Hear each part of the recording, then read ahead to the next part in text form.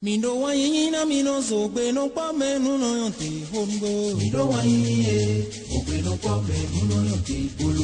Omini bolo zebe bolo. Omini bolo iye bolo.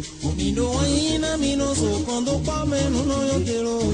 Mindo wa yine ogbe no pa menu no yonte bolo. Omini bolo zebe bolo. Omini bolo iye bolo. Mena gbe medika no tike.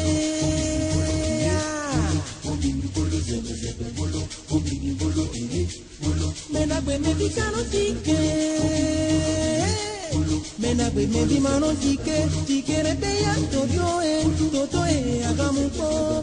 Tikere te ya toto agamupa.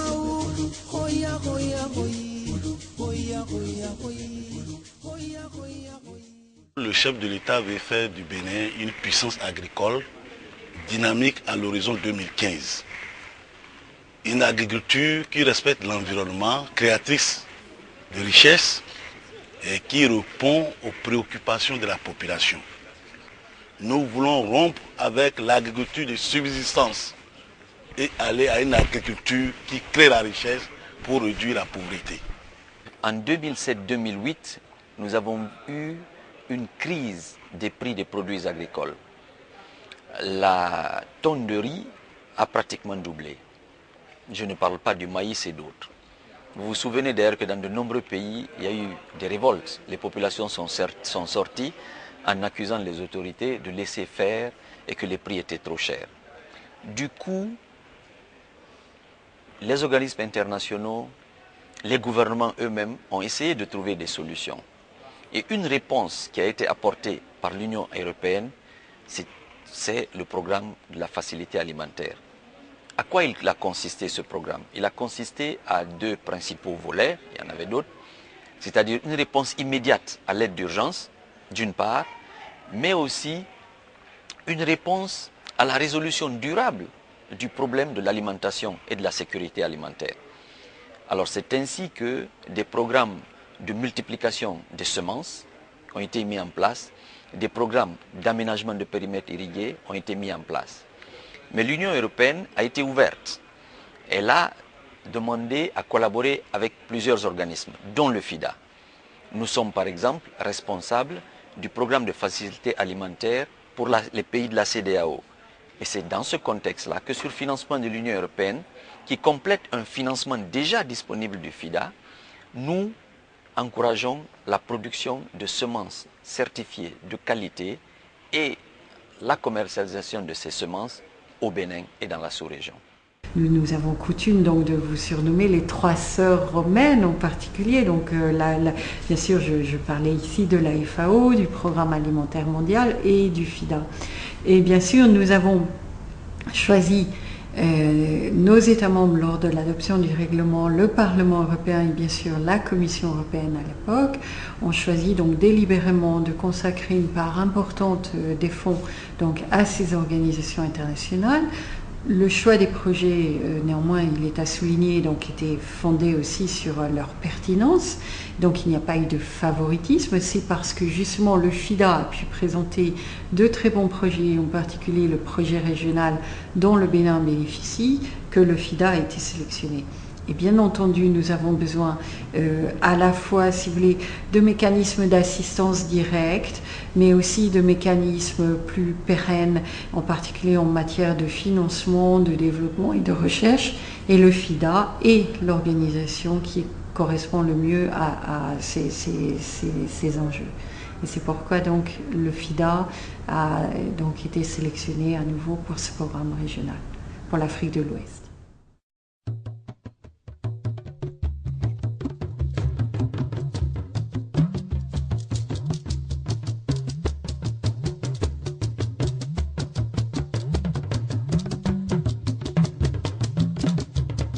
Dans le programme 4 PADER actuellement, il y a donc 3 projets. Il y a le projet PADER, il y a le PASSER, il y a le don UE, la facilité alimentaire. Le PADER est un programme cadre d'appui au développement rural. Il vise à développer à la base le monde rural. Le PASSER, qui est le projet d'appui à la croissance économique rurale, c'est un projet très important pour nous. Lorsque nous faisons sortir certains producteurs de la pauvreté, ceux-là qui émergent doivent servir de locomotive pour les autres. Et c'est là où nous parlons de croissance économique rurale. Et la croissance économique rurale doit s'inscrire dans une vision de pérennité.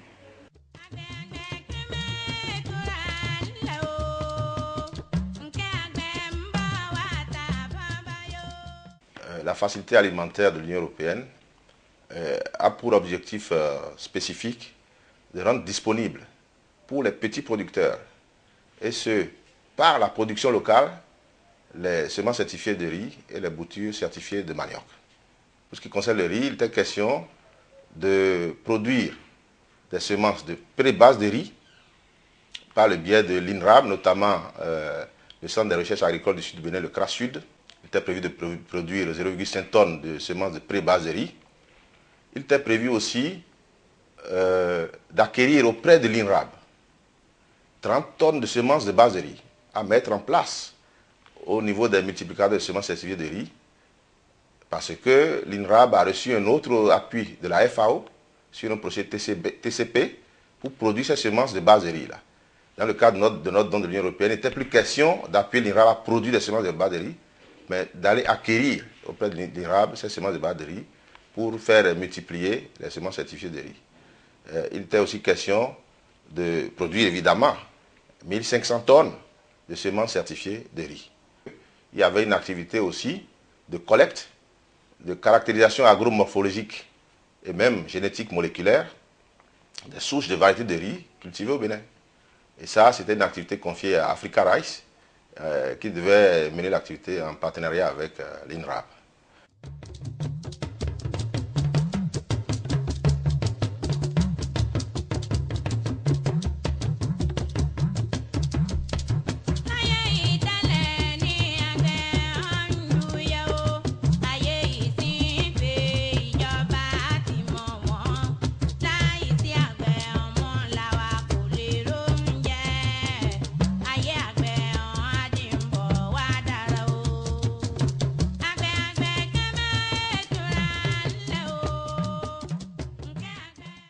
Actuellement, nous avons parcouru déjà tout le Bénin. Nous avons collecté environ 240 variétés qui sont cultivées au Bénin. On est en train de faire la synthèse et la seconde phase de l'étude serait la caractérisation. Donc ça là, il faut installer les cultures au champ et décrire comment ces variétés-là, quel est leur aspect, c'est ça la caractérisation.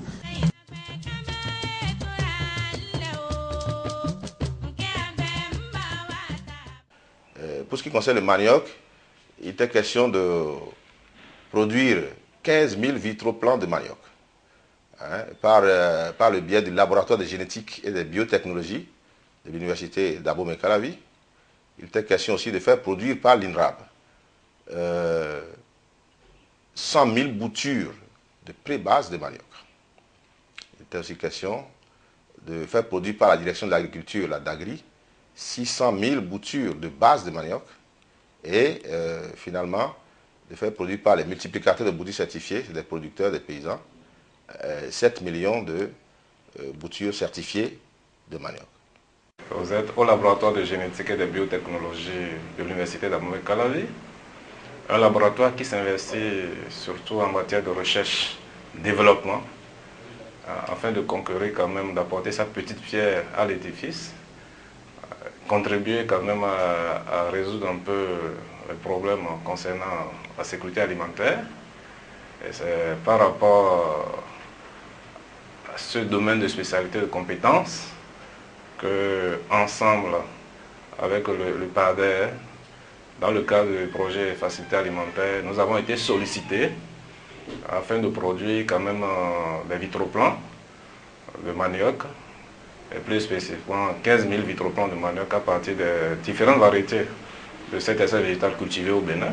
C'est à partir d'un fragment végétal ou bien de cellules qu'on a obtenu cette planture-là de manioc qu'on appelle vitroplan. C'est ce qu'on appelle vitroplan dans notre jargon. Alors, vous voyez, la petite structure que vous voyez là, le laboratoire, si on se transformait en une structure de production de semences, c'est qu'en un an, de cette seule planture-là, on pourrait avoir 60 000 plantules identiques. Hein? Plantules assainies, saines, le vitroplan sain. Hein? Et s'il suffit seulement, il faut seulement 6 000 plantules pour emblaver 1 hectare, vous voyez qu'à partir de ce seul tuba essai là, si on était une institution s'occupant seulement de la production de semences, c'est qu'on peut emblaver 10 hectares de manioc par an. Vous voyez?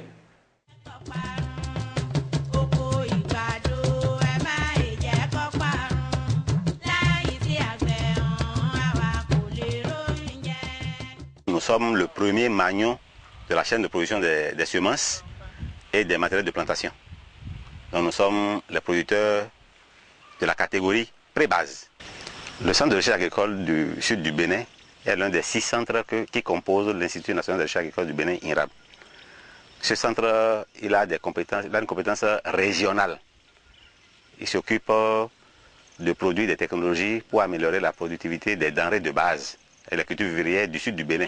Nous posons de la technologie. La première technologie, c'est la semence. Et dans le cas précis, c'est le matériel de plantation. Alors nous sommes chargés, par les tests, de produire les semences de pré-base et de base.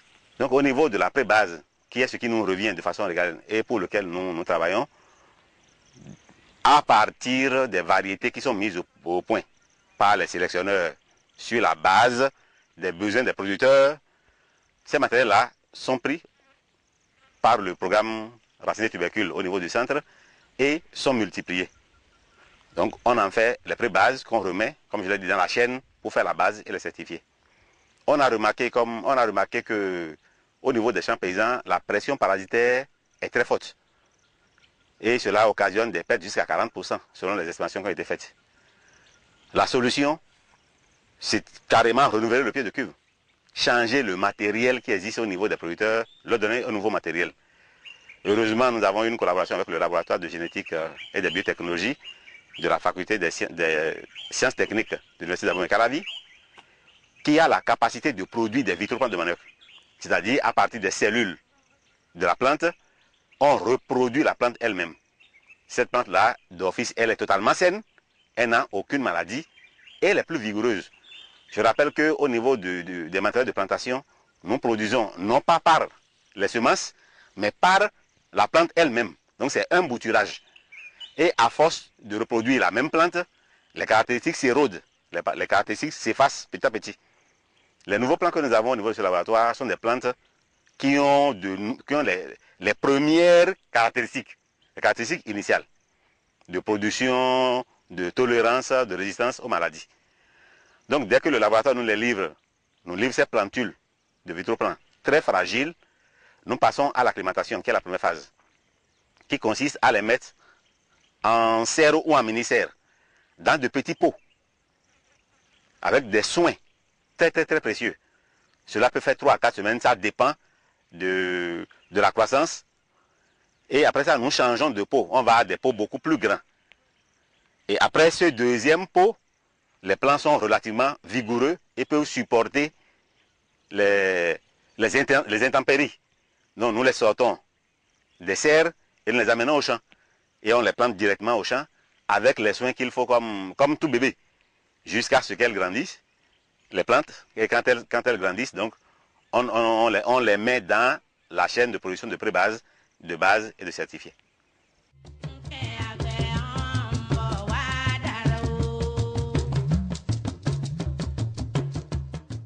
Dans le cadre du don Union européenne, don UE, le PADER appuie la DAGRI pour la production des tiges de base et des tiges certifiées de manioc.